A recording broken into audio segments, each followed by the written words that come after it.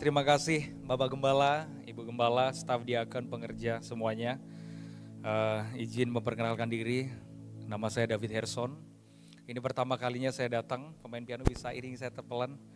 Saya pertama kali datang untuk memberkati dan berbagi sesuatu buat saudara. Terima kasih, it's an honor for me. Saya bangun tadi udah jam 6 pagi, tadi saya khotbah jam 7 pagi di tempatnya Pak Hengki Sow di GBI Eklesia Semanan.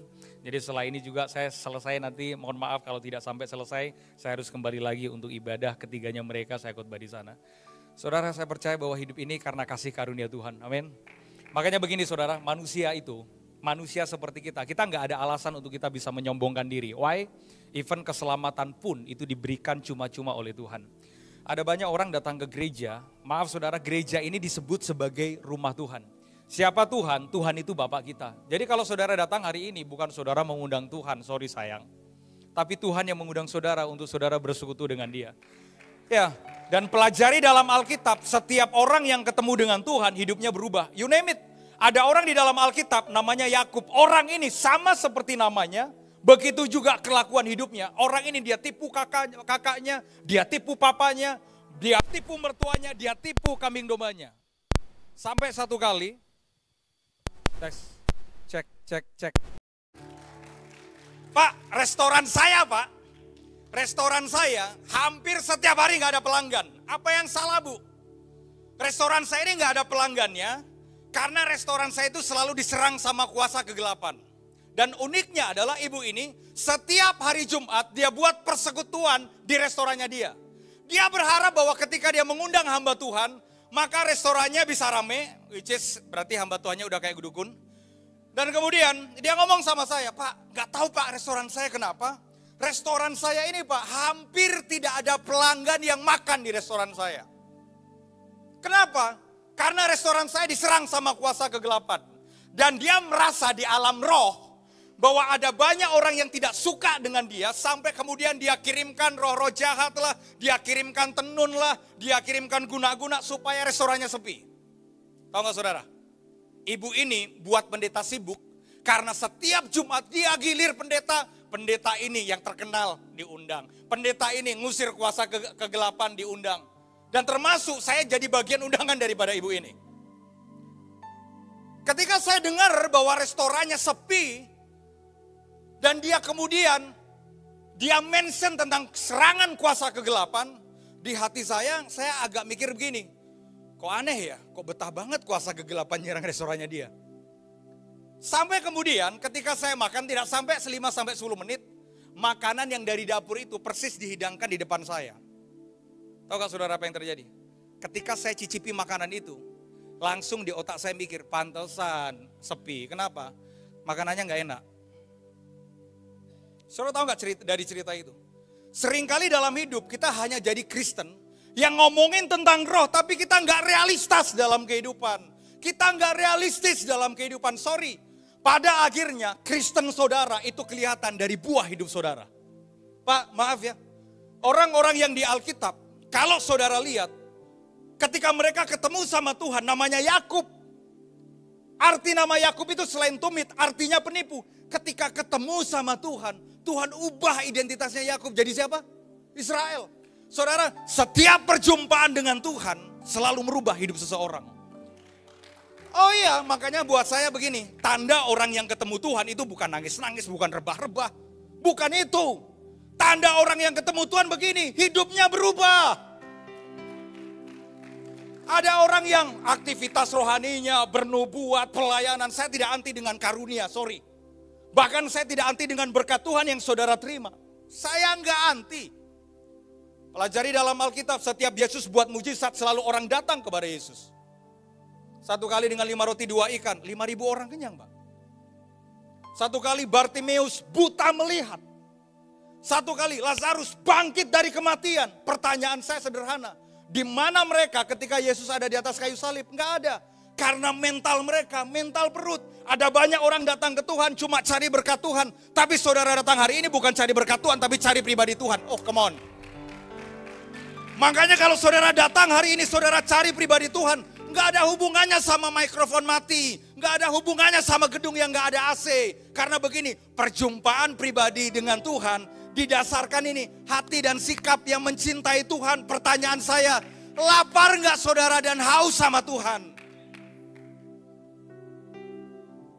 Banyak orang kayak gitu Pak, datang sama Tuhan. Makanya sorry saudara, saya kalau setiap hari ini saya 5 kali khotbah. Buat saya, ibadah nggak ada bedanya sama aktivitas-aktivitas yang saudara lakukan. Kalau ibadah saudara cuma perkumpulan tanpa perjumpaan, come on. Ada orang memuji Tuhan, ada orang ngomongin tentang Tuhan, ada orang panggil nama Tuhan tapi nggak ketemu Tuhan. Kalau saudara masuk di rumah makan Padang, harus ada makanan Padang dong. Kalau saudara datang ke rumah Tuhan, saudara harus ketemu Tuhan dong. Dan ini Pak, tanda orang yang ketemu Tuhan. Bukan gemeter-gemeter. Ada orang ukur rohani seseorang, wih kayaknya dia diurapi, kenapa udah gemeter-gemeter tuh? Enggak Pak. Tanda orang diurapi enggak ada hubungannya sama gemeter-gemeter. Tanda orang diurapi itu, ini ngelihat dari buah pertobatannya. Sebulan yang lalu waktu saya mimpin rombongan, setiap tour leader, tour guide, kalau kita ke Israel pasti kita dimampirkan di satu tempat namanya Kapernaum. Ya. Nah, Kapernaum itu disebut sebagai the town of Jesus. Di Kapernaum. Yang uniknya di Kapernaum adalah Yesus pernah tinggal lama di Kapernaum. Yang kedua, Yesus melakukan banyak mujizat di Kapernaum. Jadi kota ini buat saya kota diberkati Tuhan. Yang pertama, Yesus tinggal di situ. Yang kedua, Yesus melakukan banyak mujizat di Kapernaum. Tapi pada akhirnya, Yesus kecam, bahkan Yesus kutuk Kapernaum. Ketika saya baca dan saya dengar dari tour guide saya agak bingung. Why? Karena kota di mana Yesus pernah tinggal, kota di mana Yesus pernah buat mujizat, tapi tiba-tiba kota itu dikecam oleh Yesus. Sampai Yesus bilang begini, hai Kapernaum, engkau merasa engkau akan diangkat Tuhan tinggi? Oh enggak. Justru engkau akan direndahkan di bagian bumi yang paling bawah.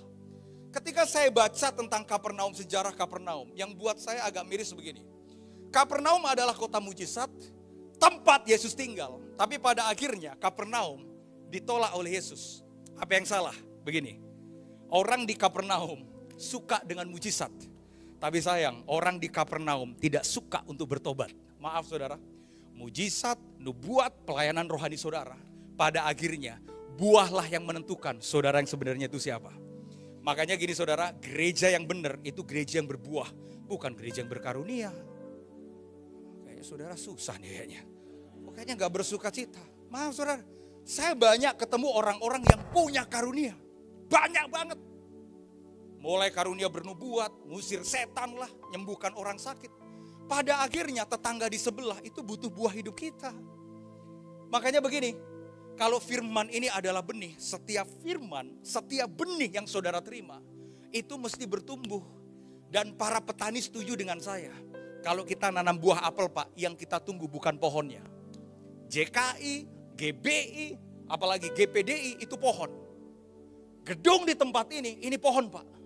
Saudaralah buahnya, supaya saudara memuliakan nama Tuhan. Oh ya, kalau saudara berkarunia, saudara diberkati, paling yang bersorak tetangga di sebelah. Kalau enggak, paling yang bersorak istrimu. Saudara, bagaimana sih cara surga bersorak? Bukan karena kita supaya sekedar diberkati, Pak. Faktanya adalah yang paling agak mengerikan itu begini. Ini terjadi 7 bulan yang lalu. Saya baru menikah 2 tahun, saya punya anak yang lucu banget. Belum masuk di khotbah, tenang aja, saya itu suka santai kalau siang. Saya baru menikah 2 tahun ini Pak, saya punya anak yang lucu banget. Anak saya cowok, lucunya minta ampun. Kalau mau lihat anak saya selucu apa, lihat aja bapaknya, kira-kira begitu anaknya. Ini anak saya itu lucu banget Pak. Nah, karena sebagai bapak nih, saya sayang banget sama anak saya. Sayang banget, namanya Bradley.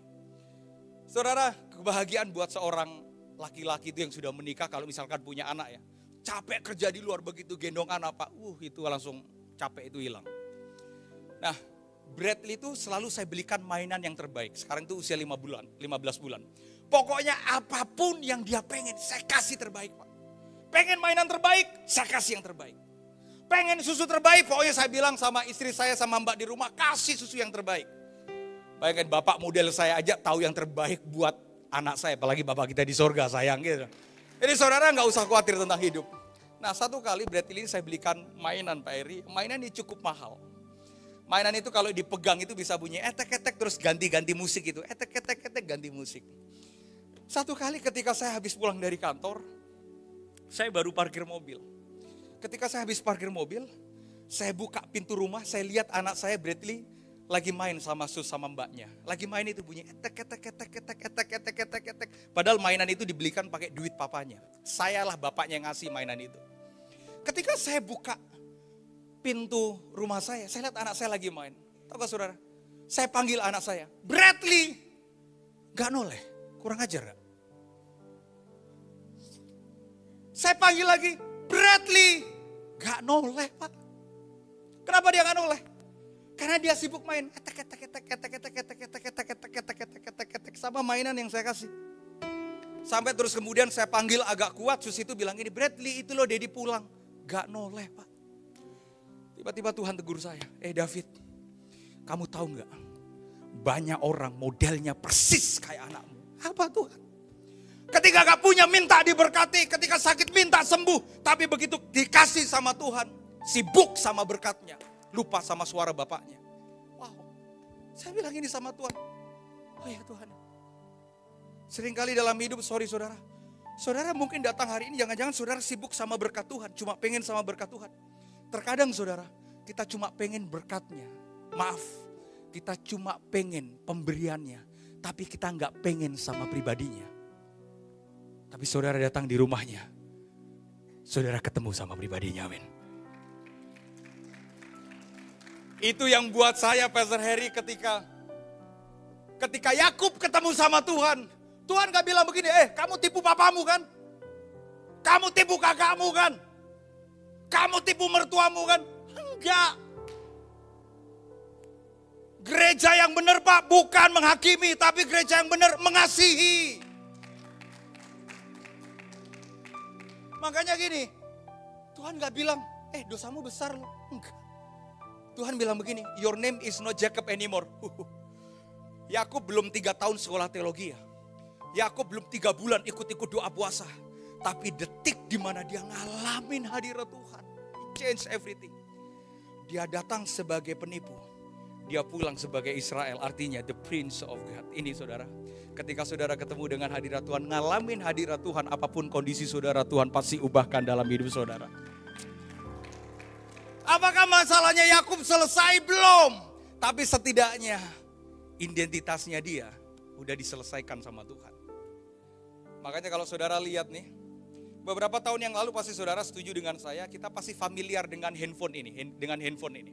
Pasti familiar, bisa ditampilkan multimedia. 15 tahun yang lalu di sebelah kanan saya, pasti saudara hampir semua kita pakai handphone ini ya. Pasti dong ya. 15-20 tahun yang lalu. Atau mungkin masih ada yang nyimpen ya mungkin. Ini khusus handphone ini Pak, ini handphone ini powerful. Selain handphone ini kegunaannya bisa buat telepon, kegunaannya bisa ngelempar anjing nakal nih. Ini handphone ini nih. Kenapa 15-20 tahun yang lalu, kita pasti tahu dengan satu merek inilah, gak enak saya nyebutnya. Kita sebut dengan nama handphone. Handphone itu apa sih? Handphone itu muncul untuk menggantikan telepon-telepon rumah. Jadi kalau telepon rumah kita gak bisa bawa kemana-mana, maka muncullah satu teknologi namanya handphone. Nah handphone ini, istilah handphone itu dari hand and phone, telepon genggam. Kemanapun kita pergi, kita bisa bawa. Jadi handphone ini gunanya adalah sebagai alat telekomunikasi untuk menghubungkan satu pihak ke pihak yang lain. Satu pribadi yang lain, ke yang lain supaya bisa berkomunikasi. Nah 15-20 tahun yang lalu, hampir semua kita pakai handphone. Ya, kita pakai handphone. Handphone ini gunanya bisa telepon, SMS. Pak, tapi zaman sekarang kita nggak butuh handphone. Why? Karena zaman sekarang kita butuh kita butuh smartphone. Gak cuma telepon SMS, tapi kita butuh handphone yang memang digenggam, tapi bisa main Instagram, main Facebook, main Twitter, apalagi pakai kamera 360 derajat, yang jelek jadi cakep, itu kan filter-filter gak jelas itu kan. Nah dulu kita butuh handphone Pak, tapi zaman sekarang kita gak butuh handphone, kita butuh smartphone. Sayang, nama ini pernah berjaya Pak, nama ini. Saya gak usah sebut mereknya ya. Handphone yang ini pernah berjaya, tapi sekarang hampir semua kita mungkin kita nggak pernah pakai merek yang ini. Kenapa? Gini, jangan selalu berpatokan kepada kejayaan masa lalu. Karena kalau tidak berubah, maka pasti akan ditinggalkan. Maksud saya apa sih? Sorry saudara. Terkadang, maaf banget. Dulu mungkin sebelum smartphone muncul, maka handphone akan berpikir, udah paling bener nih kita ini. Udah yang paling bener. Udah gak butuh yang lain lah, Pak. Udah yang paling benar ini, betul ini udah. Tapi karena dia gak mau berubah, kenapa handphone ditinggalkan? Sederhana, karena gak mau berubah. Saya sorry ya. Tuhan bawa saya ke Korea. Gereja di Korea itu udah gak menarik. Tahu gak? Karena teman-teman muda gak nyaman Pak di gereja. Saudara tahu satu kata ini, kenyamanan. Penting banget Pak. Ada banyak orang yang mau percaya Tuhan, gak kenal Tuhan mungkin. Gak jadi kenal Tuhan karena ngelihat kita aneh. Gak nyaman.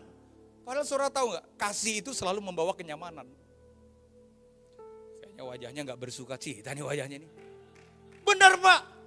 Tanda orang Kristen yang benar itu kemanapun saudara pergi, saudara disukai. Ada orang Kristen yang aneh itu. Buat saya sorry. Saya hari ini Pak, Tuhan bawa saya di perusahaan pemerintah, saya ada di BUMN. Saya banyak banget itu ketemu. Matius, Markus, Lukas, Yohanes Pak. Kalau minggu Pak, hadirat Tuhan Pak kenceng Pak, gemeter-gemeter Pak. Tapi kalau kerja, maaf. Kalau bangun tidur, maaf banget rezekinya bukan dipatok ayam. Ayamnya udah jadi ayam goreng saking sorenya. Dalam hidup, bagaimana cara kita memuliakan Tuhan? Bukan dengan begininya. Tapi cara buah hidup saudara, itulah nama Tuhan dimuliakan. Saudara nih kayaknya kesel nih sama saya nih kayaknya. Pada akhirnya Pak, bukan apa yang kita pakai Pak. Bagaimana buah kita itu jauh lebih penting. Akhir bulan saya dan istri kami bersepakat, kami mau bangun sekolah di Papua. Makanya tanggal 24, ini akhir bulan ini kami mau bangun sekolah di Papua Pak. Karena saya dan istri sepakat apapun usaha yang kita mulai, semua kita berupaya untuk bisa berbagi buat orang lain. Karena memang pada akhirnya bukan omongan kita yang mereka butuhkan. Tindakan dan buah yang nyata dari dalam hidup kita. Nah ada satu orang, saya beri judul khotbah saya, sama seperti yang saya dikasih judul dari gereja di tempat ini, judulnya is Abundance in Grace. Bisa dimunculkan, I love this one. Ada satu orang, namanya Zakheus. Mari kita buka saudara Lukas pasal 19. Saudara bersuka cita, katakan amin. Lukas pasal 19 ayat yang kedua, mari kita baca sama-sama saudara. Di situ, ini di Yeriko. Apa saudara? Ada seorang bernama Zakheus. Zakheus ini dalam bahasa Yunani bagus artinya. Artinya itu fragrance, apa itu? Wangi. Namanya sih wangi tapi tidak sesuai dengan kenyataan hidupnya ya. Orang-orang di sekitar itu tahu Zakheus itu siapa. Sekalipun arti nama Zakheus itu wangi, harum. Terus, siapa Zakheus? Di situ ada seorang bernama Zakheus, dia kepala pemungut cukai. Jadi udah pasti orang rada jahat ya zaman itu, rada jahat. Saudara jangan bilang, Pak pemungut cukai jahat Pak ya, berarti orang-orang bea cukai juga jahat. Bukan itu. Pemungut cukai zaman itu dianggap orang-orang yang suka nindes-nindes kaki orang supaya dapat duit. Gitu. Jadi dia pengumpul teks pajak. Terus dia pertama kepala pemungut cukai, jadi namanya nggak harum sesuai dengan namanya. Terus dan ia seorang yang kaya. Ayat yang ketiga saya suka. Ia berusaha untuk melihat orang apakah Yesus itu. Sekalipun buat saya agak aneh. Ia berusaha untuk melihat orang apakah, harusnya siapakah Yesus itu. Ada mental orang Kristen yang cari Yesus apakah. Apa, bukan siapa. Apa itu bicara tentang apa yang bisa didapetin. Tapi siapa itu bicara tentang pribadi. Masih ada loh orang-orang Kristen kayak begitu. Datang ke gereja untuk cari apa. Apa yang Yesus buat, bukan siapa Yesus. Makanya banyak orang kecewa ketika mereka berharap apa Yesus, bukan siapa Yesus. Seringkali yang terjadi dalam hidup kita saudara, apa yang kita imani berbeda sekali dengan kenyataan hidup kita. Makanya kalau cara berpikir kita salah, maka kita bisa kecewa sama Tuhan. 6 tahun yang lalu, bulan Mei, saya ditelepon sama mama saya, tiba-tiba opa saya dipanggil Tuhan. Itu bulan Mei. Sementara saya lagi pelayanan mimpin KKR. Jadi opa saya itu opa yang cinta anak, cinta istri, cinta cucu-cucunya. Satu kali opa saya tiba-tiba, mama saya telepon dipanggil Tuhan. Saya sampai bilang gini sama Tuhan, Tuhan, opa saya itu opa baik. Opa yang sayang istri, sayang anak, sayang cucu-cucunya. Kenapa Tuhan opa saya dipanggil? Kenapa bukan opa-opa tukang mabuk, tukang main judi? Kenapa itu aja yang Tuhan panggil lah? Nah, gak sampai 3 bulan saudara. Setelah opa kandung saya dipanggil Tuhan, giliran papa kandung saya dipanggil Tuhan. Coba bayangin. Padahal saya ini sudah jadi hamba Tuhan, papa kandung saya itu majelis di salah satu gereja di Sulawesi Tengah. Saya sampai bilang gini sama Tuhan, Tuhan apa yang salah Tuhan? Opa saya cinta anak, cinta istri. Papa saya cinta anak, cinta istri, cinta cucu-cucunya. Tapi kenapa Tuhan panggil papa saya? Hari itu saya agak, ya kalau biasa orang Kristen yang terlalu di awan-awan, gak nyentuh bumi. Apakah papaku melakukan dosa? Apakah ada dosa keturunan dari keluargaku itu kan? Itu real saudara. Saudara, saya tanya sama Tuhan, Tuhan apa yang salah Tuhan? Tahu gak saudara? Saya berdoa, Tuhan kayak jawab saya, gak ada yang salah David. Tapi Tuhan, gak sampai 3 bulan. Dari papa kandung saya, dari opa kandung saya dipanggil Tuhan. Tidak sampai 3 bulan, giliran papa kandung saya dipanggil Tuhan. Apa yang salah? Ternyata Pak, dari kejadian itu, saya baru tahu mujizat itu apa. Kalau selama ini kita tahu mujizat itu sakit sembuh, buta melihat, lumpuh berjalan. Tidak selamanya mujizat itu buta melihat, lumpuh berjalan. Enggak. Mujizat itu begini Pak. Ketika kita dalam keadaan tertekan, tertindas, yang saudara minta, yang saudara harapkan tidak sesuai dengan kenyataan. Tapi saudara tetap memilih mengangkat tangan melayani Tuhan. That's miracle buat saudara. Kalau saya ngomongin mujizat, kalau cuma dari berkat Pak, saya sama istri, pastor, saya ngalamin berkat. Wow. Dalam 10 bulan Pak, tahun lalu. Ini kita ngomongin berkat. Tapi saya belajar, nanti saya akan ceritakan kepada saudara. Betapa bahayanya apa dibandingkan siapa. Tahun lalu dalam waktu 10 bulan, Tuhan berkati saya dan istri dengan uang cash 3,8 miliar dalam waktu 10 bulan. Saya sampai bilang, Tuhan, wow. Tapi Tuhan ajar seperti anak saya. Hati-hati David. Jangan sampai kamu sibuk seperti anakmu, sibuk sama berkatnya, sampai lupa sama suaranya. Makanya kalau anak saya sekarang, kalau anak saya sibuk main itu kan, terkadang kalau saya pengen peluk anak saya supaya dia fokus sama saya. Terkadang, maaf, saya kadang ambil mainannya dia. Dan mungkin kalau anak saya bisa teriak ketika saya ambil mainannya dia, anak saya akan bilang begini, Daddy jahat. Daddy ambil mainanku, Daddy jahat. Enggak nak, Daddy enggak jahat. Daddy ambil mainanmu supaya Daddy bisa peluk kamu.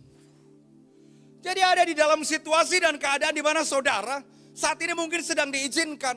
Yang saudara punya tiba-tiba sepertinya kok diambil dari Tuhan. Bukan karena Tuhan jahat, bukan. Karena Tuhan sayang, dia mau didik saudara sesuatu untuk mengajarkan saudara dewasa.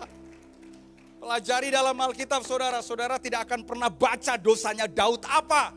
Waktu Daud masih miskin. Tapi baca ketika Daud sudah ada di istana raja. Dia jadi otak pembunuhan atas kematian Uria. Istrinya Uria diambil. Pertanyaan saya, apa yang membedakan antara Daud yang masih miskin di penggembalaan kambing domba dengan Daud yang di istana raja? Orangnya sama, tapi karakter dan identitasnya berbeda. Kenapa?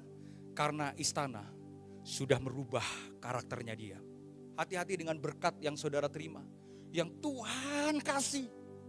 Makanya saudara, penyembahan berhala yang tertinggi yang dilakukan oleh orang Israel bukan di padang gurun, tapi justru ketika mereka sudah masuk dalam tanah Kanaan, berhala-berhala kekejian mereka lakukan. Bahkan mereka udah gak panggil lagi nama Tuhan. Kenapa Tuhan dilupakan? Karena selama ini mereka ukur Tuhan ini cuma masalah begini. Musa kami lapar, Musa kami haus, Musa kami lapar, Musa kami haus. Begitu masuk di tanah Kanaan perjanjian penuh susu dan madu, udah gak teriak Tuhan. Nah hari itu orang ini kaya Pak, namanya Zakeus. Dia pemungut cukai, duit dia punya. Udah pasti orang kaya. Terus, dia terkenal.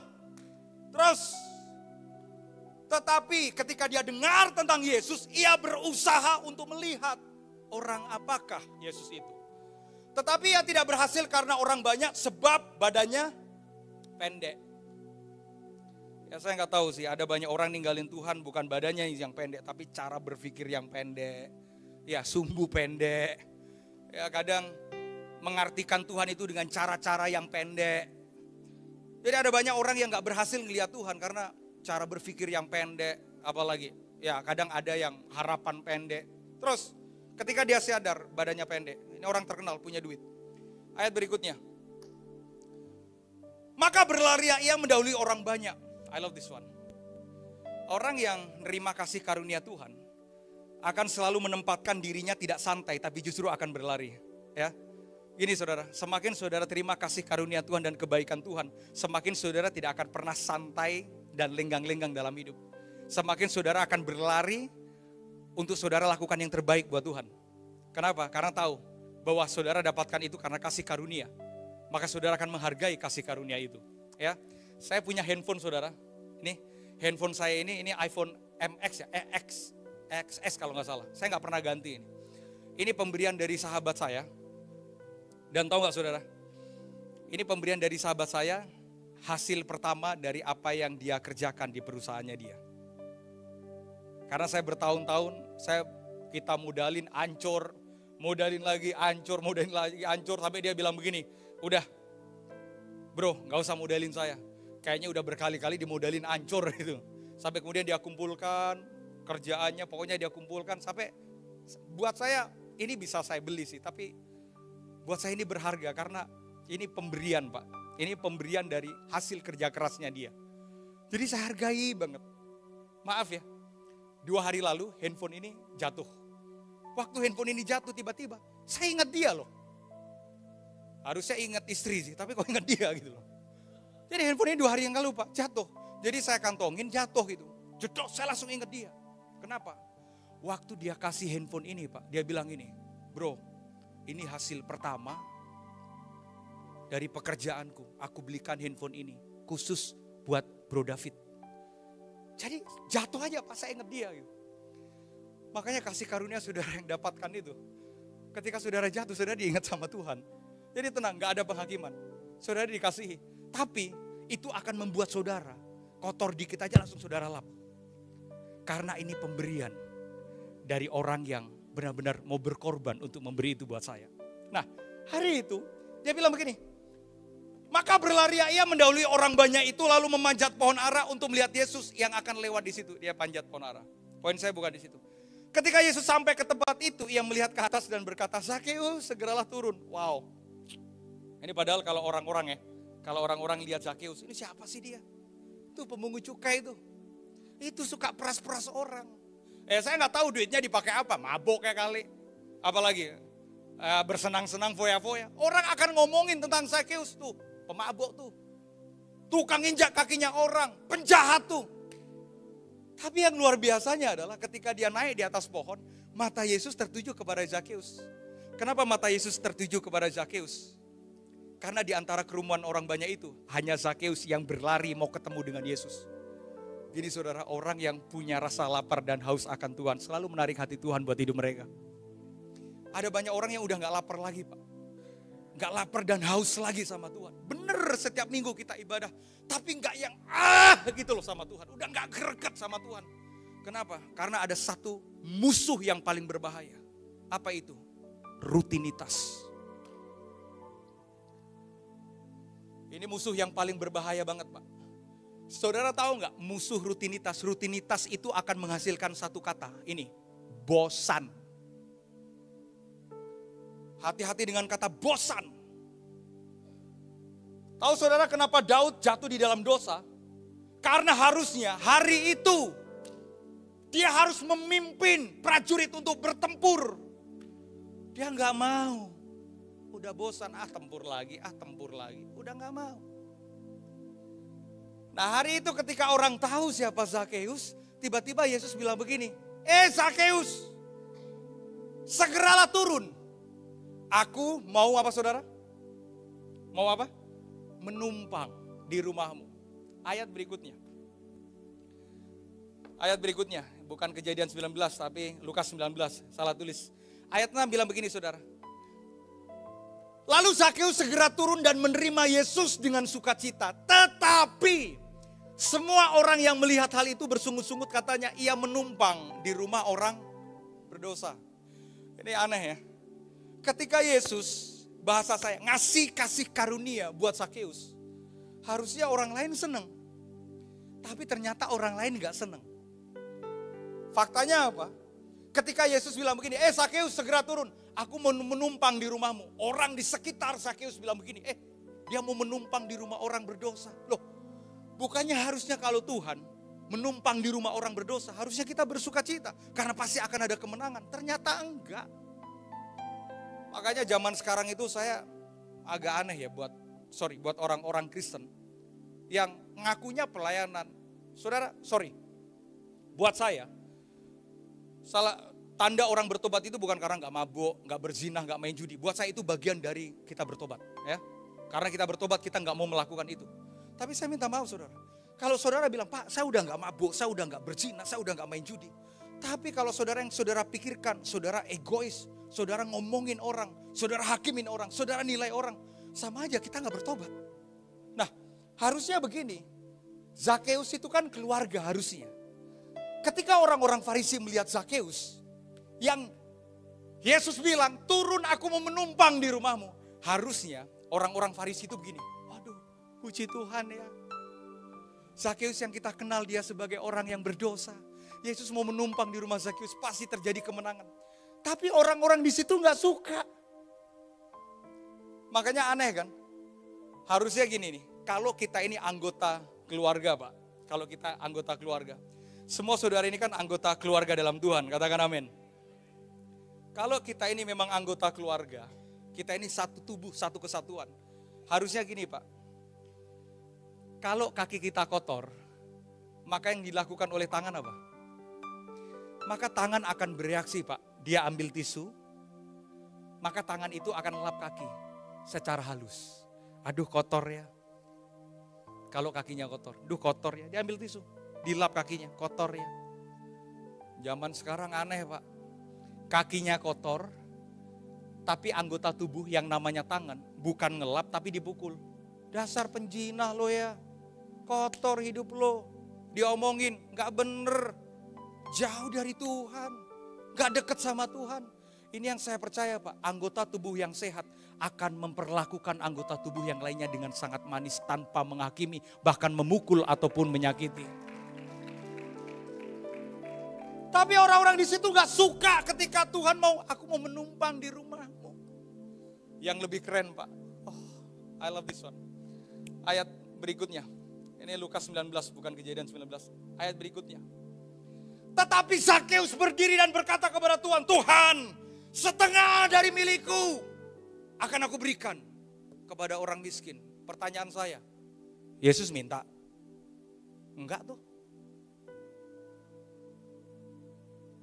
Tiba-tiba Zakeus berdiri, dia kayak ngomong gini, Tuhan, aku orang berdosa, setengah dari milikku akan aku bagikan kepada orang miskin. Karena milikku ini adalah hasil dari injak kakinya orang, peras orang. Pertanyaan saya, Yesus minta bos? Enggak Pak. Kok tiba-tiba Zakeus ngomong begitu? Ini Pak, penerimaan akan menghasilkan kesadaran akan bertobat, akan dosa.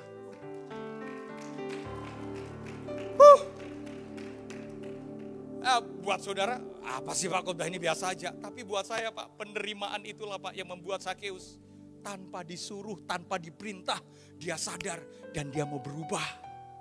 Pertobatan yang kekal itu Pak, bukan karena perintah, karena dikhotbahin, tapi ada kesadaran, iya ya aku salah, aku mesti berubah.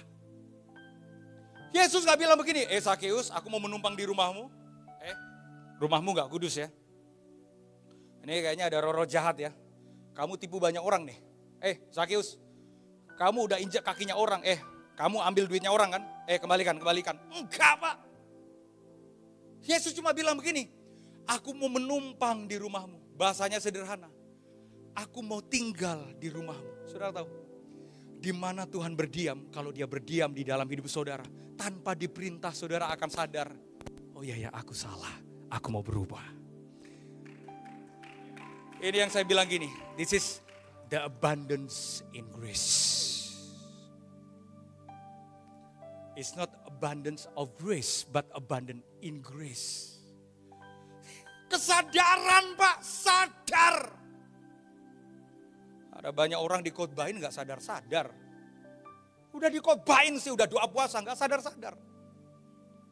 Makanya kesadaran itu dimulai gini Pak.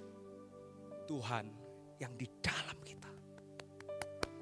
Dan Tuhan yang mengerjakan itu. Tiba-tiba Zakheus berdiri, Tuhan. Kalau saya jadi murid-murid Tuhan agak kaget. Ini ngapain nih orang nih? Tuhan, setengah dari milikku. Aku kembalikan ke orang miskin. Padahal gak minta.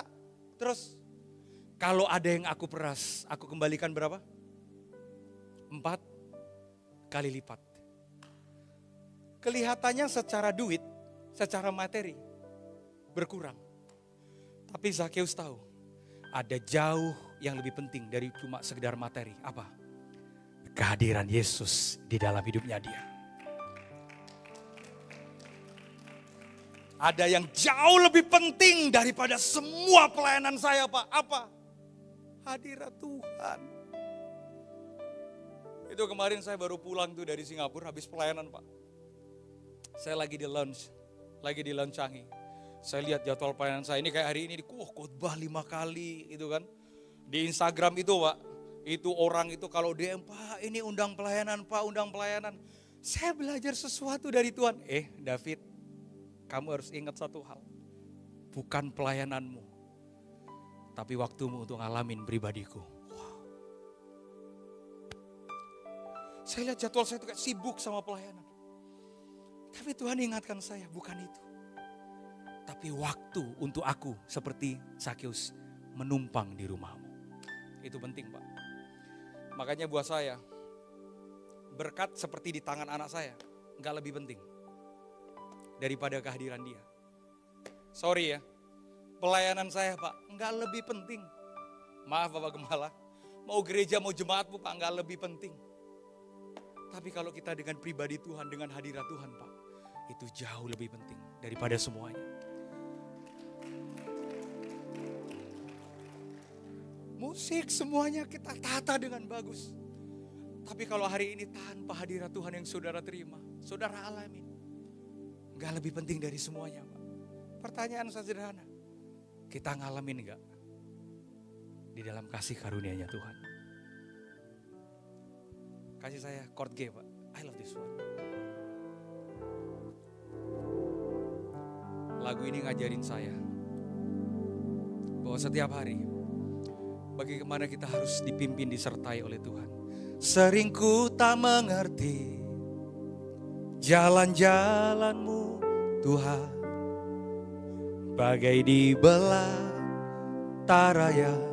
kelam.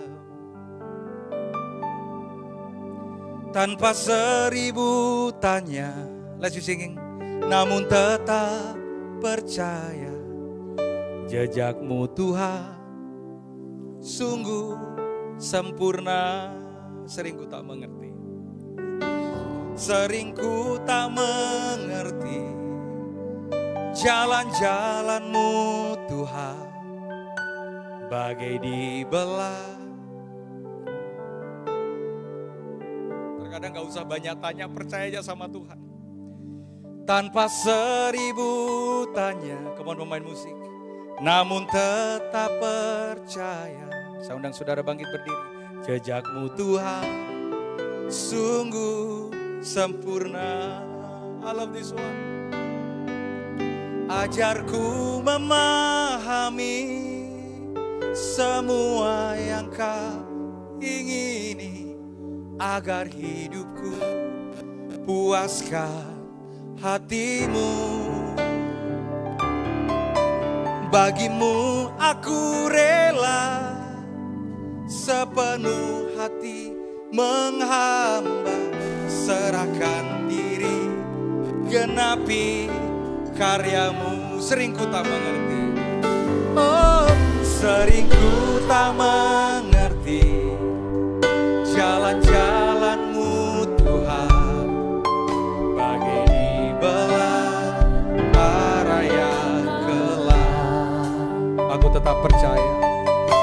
tanpa seribu tanya, namun tetap percaya jejakmu Tuhan sungguh. Everybody let's sing it! Woo! Ajarku memahami semua yang kau ingini, agar hidupku puaskan hatimu. Bagimu aku rela sepenuh hati mengangkat, serahkan diri, genapi karya. Yang mengasihi Tuhan tetap percaya pada rencana dan jalannya. Ajarku memahami semua yang kau ingini, agar hidupku puaskan hatimu. Oh, bagimu aku rela sampai kapanpun tetap setia kepada Tuhan. Tanpa banyak tanya, tetap percaya apa yang Dia buat pasti baik adanya.